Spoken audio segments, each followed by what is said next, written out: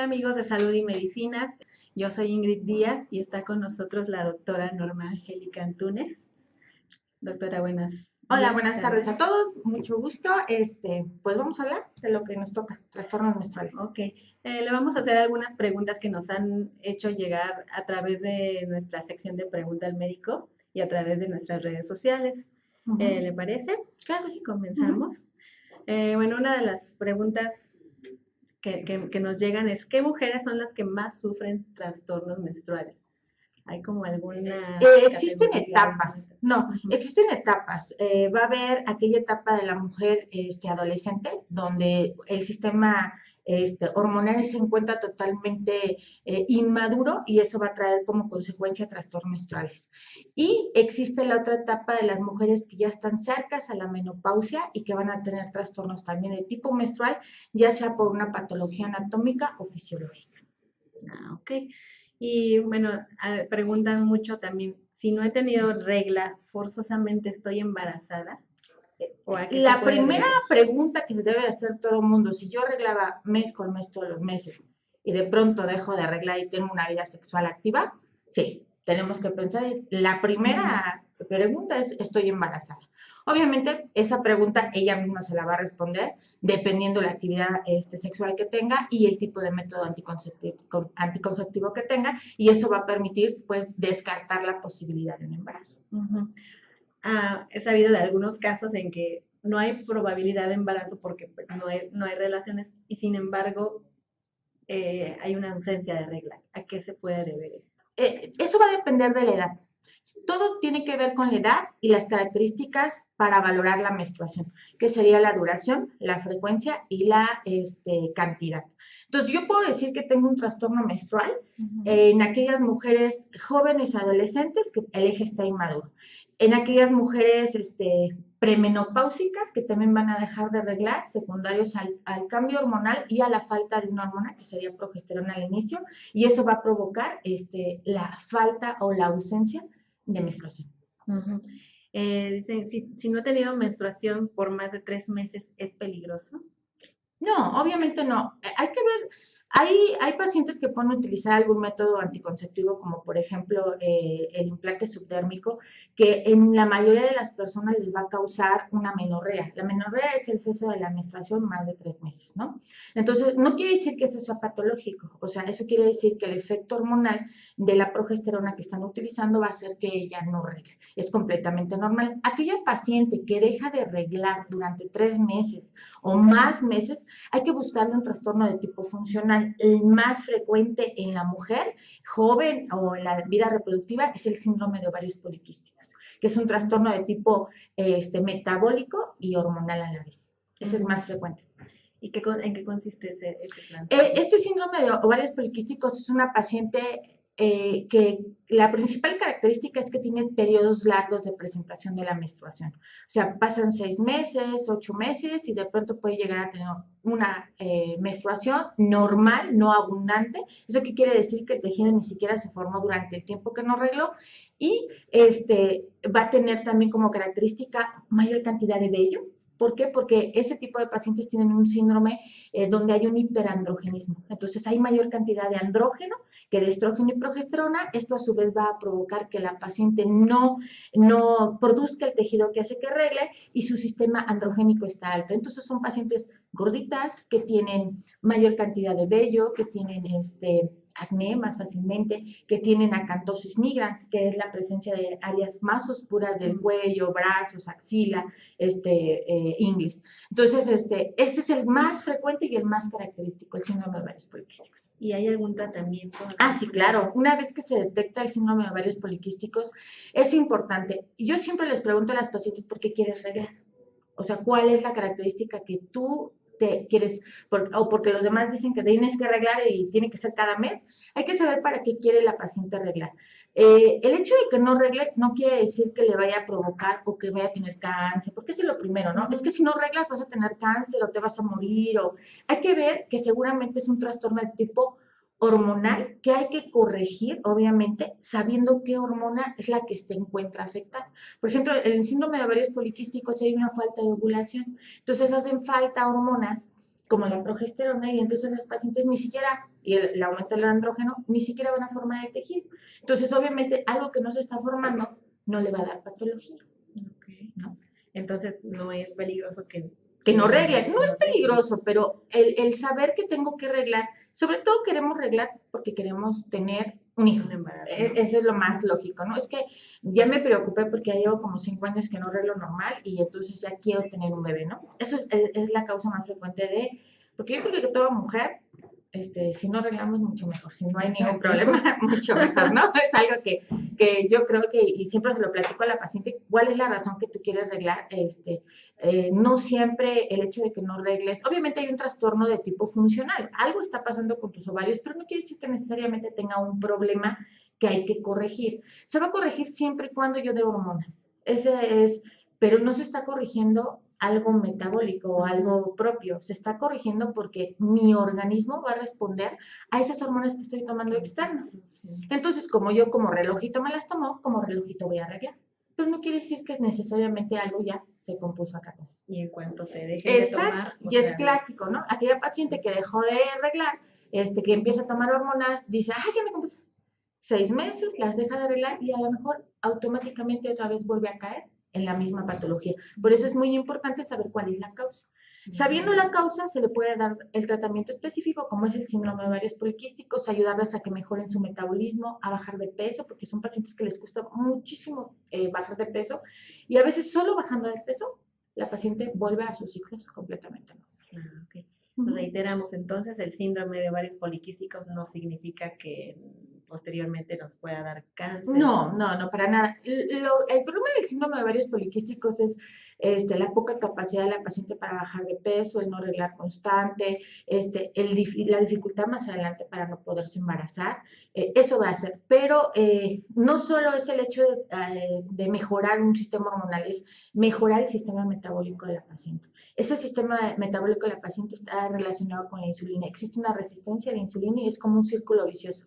Voy a tener problema metabólico, voy a tener problema hormonal. Entonces es importante en esa paciente verle las dos áreas. Antes era muy frecuente encontrar la gordita, velludita, ahora ya no. También hay mujeres muy delgadas que tienen síndrome de ovarios poliquísticos. Wow. Entonces no es como una regla, ¿no? No, sí, antes decíamos, está gordita, peludita y con mucho, las áreas negras, dice uno, síndrome de ovarios poliquísticos. Ahora ya no. Ahora ya desgraciadamente por los cambios metabólicos hemos visto que no necesariamente la paciente tiene esas características. Eso también, bueno, tiene más un poquito que ver con otra pregunta que es, soy muy deportista, voy al gimnasio y sin embargo tengo trastornos menstruales. A través de la grasa nosotros producimos hormonas, lo que es estrógeno. Aquella paciente que tiene una masa grasa baja va a tener trastornos de ese tipo, trastorno menstrual secundario. Y bueno, también hay que ver que muchos que son deportistas utilizan ciertas sustancias que pudieran tener mayor cantidad de andrógeno y entonces nos va a volver a provocar que estrógenos y progesterona disminuyan y entonces el andrógeno va a aumentar y no va a arreglar. La masa grasa es importante para la producción de las hormonas. No tengo, son muy delgadas, muy finas, hacen muchísimo ejercicio, hay mayor cantidad muscular que grasa, entonces van a tener trastornos hormonales por esa razón. Muy bien. Ahora, otra pregunta. ¿Es normal que haya mucho dolor durante la menstruación? No es normal. Es normal que tengamos dolor en la menstruación, que se llama dismenorrea, pero cuando el dolor no mejora simplemente con un medicamento analgésico, hay que sospechar en otra patología que se llama endometriosis, que también ahora desgraciadamente es algo muy frecuente, es una causa muy importante de lo que es esterilidad. Y aquella paciente que simplemente con no remitir el dolor con un analgésico convencional, o aquella paciente que tiene que altera su vida personal el dolor. Exacto, aquella paciente que no van a trabajar, que tienen mucho dolor, que en ocasiones han tenido que ser hospitalizadas, esas pacientes hay que sospechar la presencia de endometriosis. La endometriosis es la presencia de tejido que hace que uno regle, o sea, el endometrio, fuera del lugar donde normalmente está. Normalmente está en la capa basal del miometrio, descamamos el endometrio, ese endometrio solo está ahí, se descama, sale y se acabó. Cuando ese tejido endometrial se encuentra dentro de la cavidad peritoneal, dentro a nivel del útero, del ovario, va a provocar que cada vez que esa paciente regle, así como hay tejido que regla, ese tejido está arreglando por dentro. Entonces está tirando pequeñas gotas de sangre. Esas pequeñas gotitas de sangre va a provocar irritabilidad abdominal. Y por eso hay pacientes que incluso se van al hospital. O sea, tienen varios internamientos por dolor. En ellas hay que sospechar la presencia de endometriosis. ¿Y cómo se hace el diagnóstico? Bueno, si no se quita con el analgésico convencional, seguramente, y la probabilidad es muy alta de tener endometriosis, es por la paroscopía. Solo cirugía, no hay otra. ¿Cuántos días es normal que una mujer menstrue? En días de duración. Nada más tienen 2 días. Sí, lo normal es de 3 a 5 días, es prácticamente lo normal, pero puede haber pacientes que se extienden a 8 días, es algo normal. Lo que no es normal es que sea menor de 3 días, eso sí no es normal, eso ya tenemos que sospechar en algo. Aquel que dice, es que empecé a arreglar hoy y ya mañana casi nada, eso no es normal. O aquella paciente que ya lleva 10, 11, 12 días, tampoco es normal. Entonces, de 3 a 5 es el promedio, ¿no? De regla. ¿Y qué pasa cuando, pues, sucede eso? O sea, ¿cuál es el problema de la paciente que llega a arreglar muchos días y que se presenta antes del tiempo, dependiendo la edad? O sea, no a todas las pacientes debemos de sospechar la misma patología. Prácticamente las patologías o la problemática de esa situación va a depender de la edad de la paciente. Aquella paciente joven, adolescente, 15, 16, 17 años, seguramente es por un trastorno de tipo funcional. O sea, su sistema de madurez del eje está completamente alterado. Entonces, esa paciente va a tener trastornos menstruales que a lo mejor dándole tratamiento hormonal o mejorando la cantidad de sulfato, depende de las características del paciente. No puedo pensar prácticamente en un trastorno grave o en algo malo. En aquella paciente que empieza de los 30 en adelante y aquella que tiene sangrados muy cercanos, con mucha cantidad, con presencia de coágulo, podríamos sospechar un problema de tipo anatómico, como son la miomatosis uterina, que son tumores benignos del útero, pero que producen sangrados importantes. Hablando de los coágulos, ¿es normal que salga la menstruación con coágulos? No es, o sea, no es normal dependiendo, o sea, sí puede haber uno que otro coagulito, pero no es normal que el segundo día es el día que tenemos más sangrado, pero si ese día es muy abundante, más de 150 mililitros durante el día, o toda la menstruación dura de entre 50 mililitros y 150. Eso no lo puedo calcular, no voy a decir, hoy cuánto tengo, lo voy sumando y si me paso, eso no se puede hacer. Pero más o menos lo calculamos por la cantidad de toallas que utilizamos. A veces le preguntamos a la paciente, ¿cuántas toallas utilizas al día?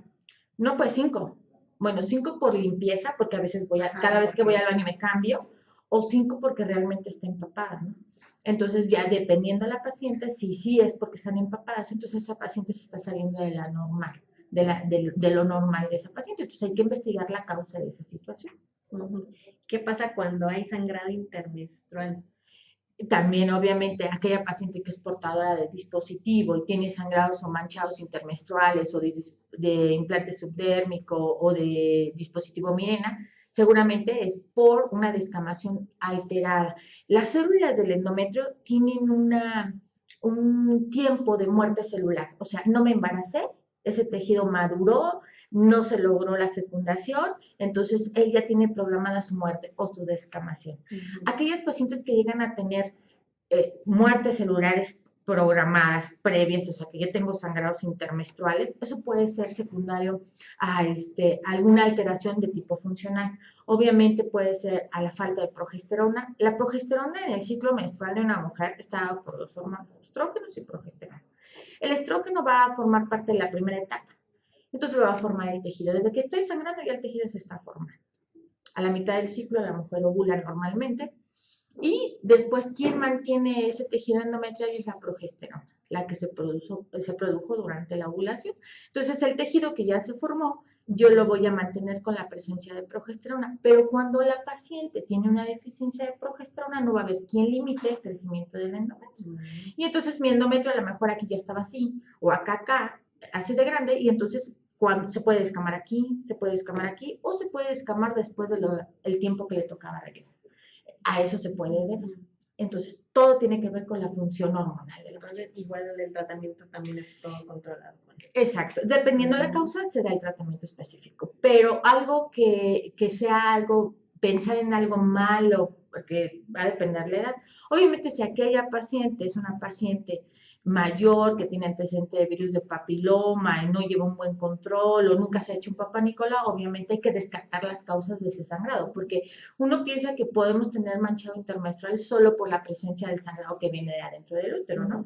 Pero a lo mejor es del cuello, o de vagina, o de vulva. Entonces, todo eso se tiene que explorar para saber cuál es la causa de ese sangrado, sobre todo cuando se trata de los intermenstruales, ¿no? A ver, si se supone que acabas de arreglar porque estás teniendo sangrado en el medio, ¿no? Puede ser que sea el cervix, que tenga una erosión en el cuello del útero y que a lo mejor tuvo relaciones y provocó sangrados. Entonces, eso es lo importante de determinar y obviamente acudir al médico, ¿no? Ok, ya el médico identifica el tipo de estudio que se les que se le tiene que hacer. Obviamente, toda mujer tiene que tener cada año su papá Nicolau y su colposcopia, por lo menos, y su ultrasonido. Bueno. Otra pregunta que hacen mucho es, ¿qué color debe ser mi menstruación? Porque hay unas que son como muy rositas o algunas que son más oscuras. El color ideal es un rojo rutilante. O sea, ¿qué quiere decir? Acabo de empezar a sangrar, me corto y así, rojo rutilante. Exacto, rojo rutilante, pero va también por etapas.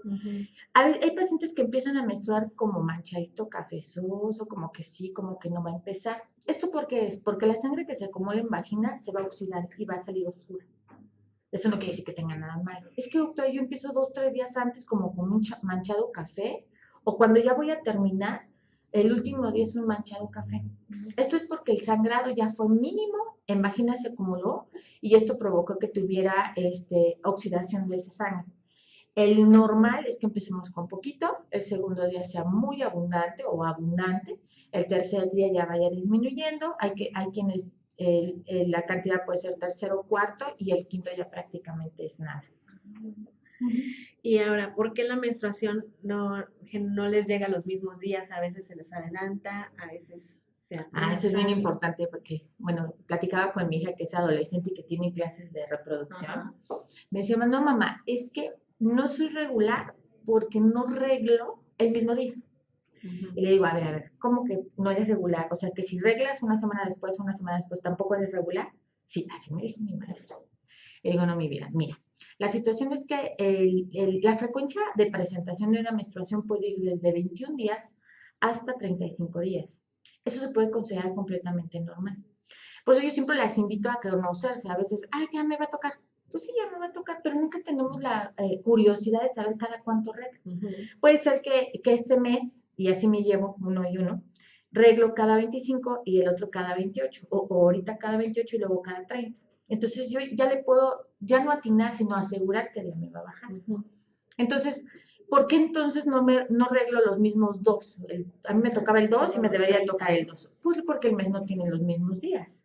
Hay meses que tienen menos días y otros que tienen más días. Y si mis ciclos son de 28, pues obviamente cada 28, 28, 28, 28, no me va a caer el mismo día. Y uno se puede dar cuenta, ¿no? Porque hay algunos síntomas o señales. Que es el síndrome premenstrual. Hay mujeres que tienen cólico, como si se les abriera la cadera, otras les da diarrea, otras les dan náuseas, vómito. Hay quien tiene dolor pélvico importante, les duelen los huesos. Bueno, varía, el síndrome premenstrual varía en cada persona. Hay algunas que no lo tienen, ¿no? Ojalá sí. Hay pacientes que no saben de dolores y está súper bien. Ok. Volvamos otra vez, ¿por qué el flujo menstrual puede ser escaso?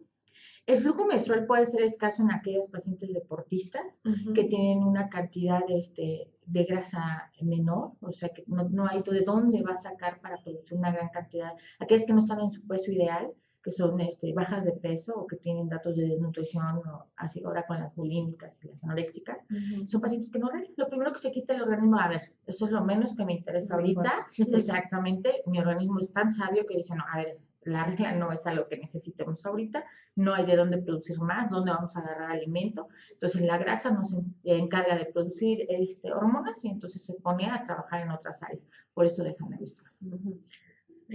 Ahorita, bueno, normalmente el inicio de la menstruación es como 10, 12 años. Ahorita hay como hasta 9. ajá, lo que la le iba a preguntar normal. ahorita es como Sí, se están adelantando. dentro de lo normal, o sea, dentro de lo que la guía de práctica clínica nos dice es que una mujer va a arreglar de forma normal desde los 9 hasta los 14 años. Aquella mujer que empieza antes de los 9 años o aquella mujer que empieza después de los 14 años, no quiere decir que tenga un problema, porque también es importante, hay que ver qué características tienen las pacientes. Tenemos pacientes que pueden tener trastornos en la salida de ese sangrado. ¿Qué quiere decir? Que no tienen formada vagina, hay pacientes que no tienen formado el himen, y entonces a esos pacientes que ya pasaron 14 años y no han arreglado, pero tienen las características ya clínicas de toda una señorita, hay que buscar por qué razón no arreglaron. A lo mejor tiene obstrucción en la salida del sangrado. Hay pacientes que se empiezan a quejar de dolor cuando ya les tocaría su regla y vemos que no reglan, pero las características clínicas de la paciente son de una señorita, entonces hay que buscar que tenga ese tipo de problemática, ¿no? Que no tengan IME o que no tengan vagina, que no es muy común, pero puede suceder. ¿Y qué pasa? Que se tiene que formar.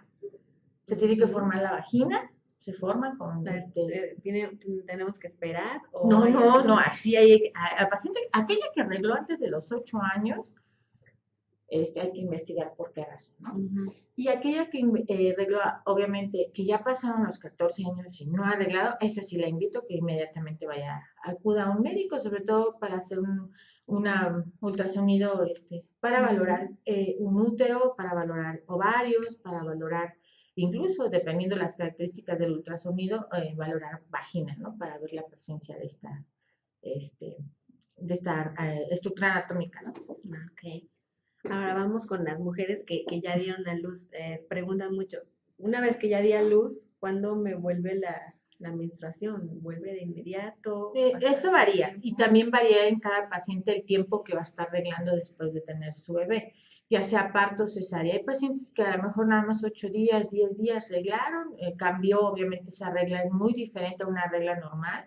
Al principio el sangrado es un poquito mayor, después va cambiando de coloración, de textura, de olor esa menstruación y va a variar en cada paciente. Puede ser pacientes que duren 10 días, es normal, que duren sus 40 días y es normal también, obviamente en disminución y en olor, obviamente. Aquella paciente, lo normal es que a lo mejor 1 o 2 semanas se estén manchando y se acaba, ¿no? ¿Cuándo va a retornar su menstruación? Va a depender de las características. Si esa paciente está amamantando, no va a llegar la menstruación. La progesterona es un inhibidor, produce leche, pero inhibe estrógenos y progesterona. ¿Por qué una paciente también no puede arreglar? Porque puede tener elevada la progesterona, que es la hormona de la leche, y inhibir estas otras 2 hormonas y provocar que no arregle.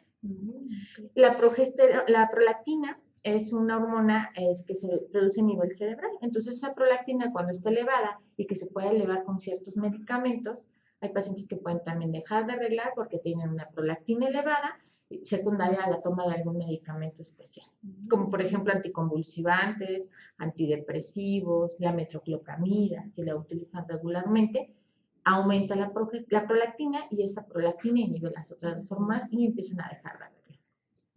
Interesante. Así es. Hablando del olor de la menstruación, hay quienes dicen, no, es que pues huele feo, ¿es culpa de la sangre o de la toalla? Lo que yo sí puedo decirles es que no debería tener un olor maloliente, si así lo podemos referir. Tiene un olor a sangre, obviamente. Hay pacientes que tienen un olor de su sangre un poquito más fuerte y que conjugado con el sudor y la toalla femenina puede cambiar, porque ahora con esas toallas que traen manzanilla y que pareciera que sientes que todo el mundo va a saber que traes toalla porque hueles a manzanilla. Entonces, esa confusión de los olores puede modificarse, pero no sale de mí. O sea, el olor es para mí. No es me acerco y yo huelo tu menstruación. No, eso estaría mal, ¿no? Si eso llegase a suceder, ¿sabes qué? A mi hija, ¿no? Por ejemplo, ¿sabes que mi vida es que huele tu menstruación? Eso seguramente es un proceso infeccioso previo a la menstruación y hay que tener muchísimo cuidado, ¿no?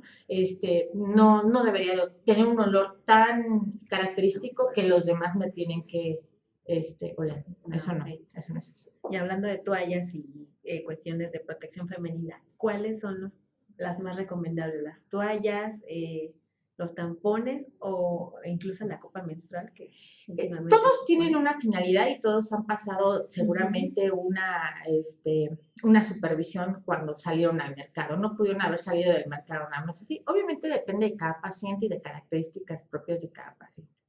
Hay pacientes que pueden utilizar tampones y que son exageradamente limpias, que el tiempo que trae el tampón no es muchas horas, o que lo utilicen específicamente nada más cuando van a nadar o alguna situación. Es el mal uso o incorrecto uso de ese tipo de métodos, ya sea la copa, tampoco pueden traer la copa todo el tiempo ahí puesta, todo el día, ¿no? Y no cambiarla o no vaciarla. El tampón también, no pueden traer un tampón todo el día, o sea, es más bien también una toalla, o sea, no pueden traer una toalla todo el día. Todo lo que cayó se mantiene ahí, entonces la vulva siempre está en contacto de ese tejido. O sea, el decir no lo uses, también es incorrecto. El que yo te diga, es que no debes de usar tampones, eso es peligroso, eso te va a hacer. No, o sea, es la forma en que lo utilicemos para que nos provoque un problema o no. Wow, Esa es la situación. muy bien, muy bien. Ahora, también nos preguntan mucho, ¿qué puedo hacer para combatir los cólicos que me Ah, dan durante la menstruación? la menstruación cuando se presenta, esa muerte celular programada va a liberar ciertas sustancias, entre ellas prostaglandinas. La prostaglandina provoca dolor.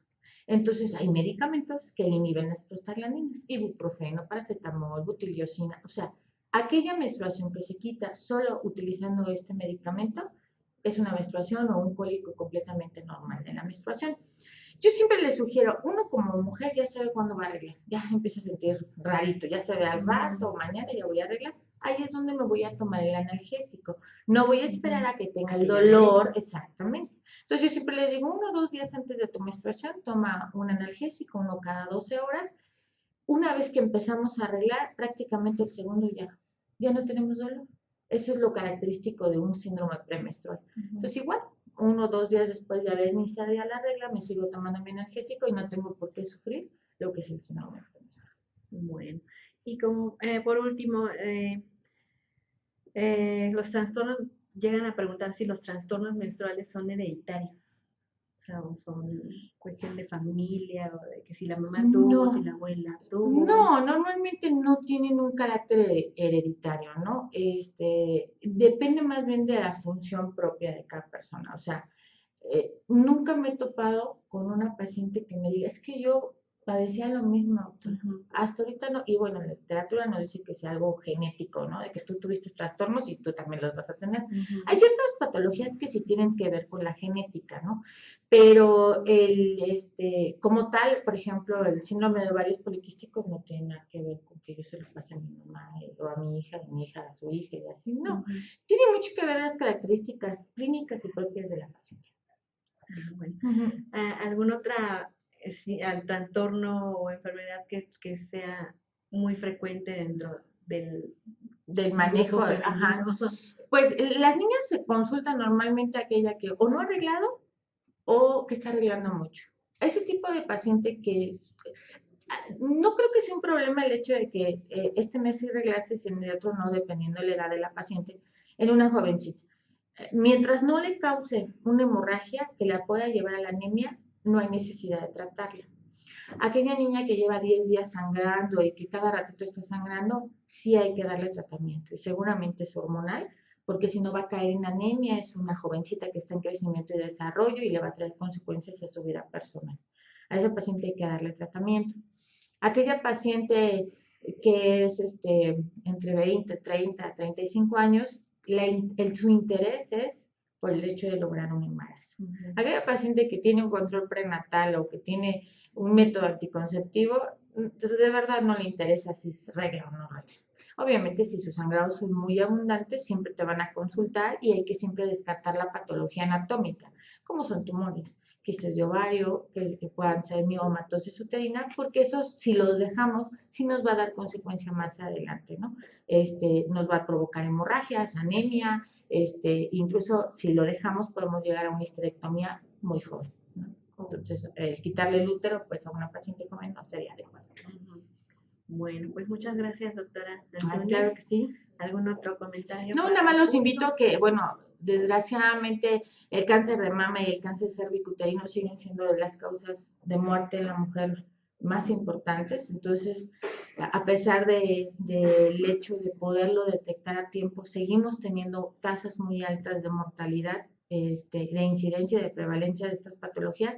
Yo creo que sí es importante hacer hincapié de que la paciente se tiene que hacer papá Nicolau, colposcopía, revisión de mama, la revisión de mama cada mes, enseñarles a nuestras hijas a explorarse la mama y el utilizar, a realizarnos papá Nicolau y colposcopía cada año si es que no tenemos ninguna patología y si ya tenemos el antecedente de alguna patología es importante hacerlo cada 6 meses. Muy bien. ¿Alguna forma de contacto que tenga el público para Claro con que sí. ustedes? Mi número telefónico, sin ningún problema les puedo apoyar, es 55 35 73 96 96. Y bueno, invitarlas a que como mujeres nos exploremos, nos conozcamos y en base a eso podemos saber si tenemos algún trastorno o no. Muchas gracias, doctora. Pues ya oyeron a la doctora, hay que estarnos checando. Los trastornos menstruales generalmente no son peligrosos, pero si hay alguna dudita por ahí, vayan inmediatamente con su ginecóloga. Y bueno, eso es todo por esta ocasión. Yo soy Ingrid Díaz. Hasta luego.